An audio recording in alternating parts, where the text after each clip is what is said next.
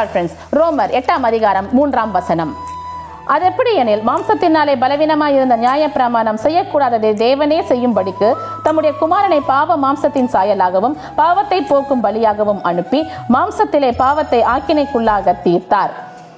இந்த வசனத்தை அழகாக சுருக்கமாக விளக்கி இருக்கிறார் பவுல். நியாயப்பிரமாணம் மாம்சத்திற்குரிய காரியங்களை சொல்லுகின்றது அல்லவா? களவு செய்யாதிருப்பாயாக, கொலை செய்யாதிருப்பாயாக, இவையெல்லாம் பிசிக்கலி செய்கின்ற காரியங்களாய் இருக்கின்றது, மாம்சத்திற்குரியவைகள்.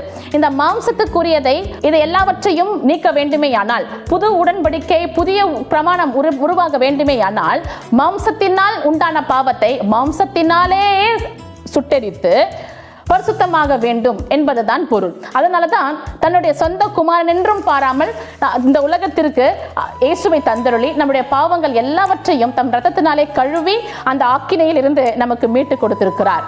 அந்த தேவன் சொல்லுகின்ற வசனத்தை நாம் எப்படி பயன்படுத்திக் கொள்கிறோம் என்பதுதான் இங்கு நாம் கற்றுக்கொள்கிற காரியம். இயேசுவானவர் இந்த உலகத்திலே வந்து நம்மை அனைவருடைய பாவத்தை சுமந்து தீர்த்திருக்கிறார். நம்முடைய பாவங்கள் செவேரென்று இருந்தாலும் அவை எல்லாவற்றையும் தம் இரத்தத்தினாலே கழுவி வெண்மையாக மாற்றி இருக்கிறார். பாவங்கள் என்னவென்று அறிக்கையிடுகிறோம். நம்முடைய செய்கின்ற பாவங்களுக்கு மன்னிப்பு தேவனிடத்தில் மாத்திரம்தான் இருக்கின்றது என்ற உலக பிரகாரமாக அநேக விதமான காரியங்களை வைத்து செய்கின்றார்கள். பாவத்துக்கு விமோச்சனம் தேடி எங்கெங்கோ செல்கிறார்கள். ஆனால் நம்ம பாவத்துக்கு விமோச்சனம் தேடி எங்கும் போவேனா, ஏசப்பா கிட்ட வந்தா போதும். என்னை மன்னிங்கப்பா, உன் ரத்தத்தால கழுவுங்கள் என்று சொல்லி நாம் அறிக்கை செய்தால் போதும். அந்த பாவத்தை விட்டு விலகினால் போதும். இயேசுவானவர் நமக்கு மன்னிப்பை அருள வல்லமை உடையவராய் இருக்கிறார். இந்த மகத்துவமுள்ள தேவனை, மாறாத நேசரை நாம் எப்படியாய் அணுகுகிறோம்?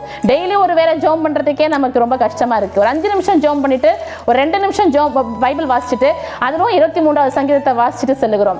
தம்முடைய சொந்த குமாரனை நமக்கு தந்தாதான் இவங்க எல்லாரும் பாவத்திலிருந்து விடுதலை பெறுவார்கள் என்று சொல்லி கொடுத்திருக்கிறாரே, அந்த நியாயப்பிரமாணத்தையும் தாண்டி இயேசுவை நமக்கு கொடுத்து புதிய உடன்படிக்கையை நமக்கு ஏற்படுத்தி இருக்கிறாரே, அந்த பிதாவின் அன்புக்கும் இயேசுவானவரின் அன்புக்கும் ஈடு இணையே இல்லை அல்லவா?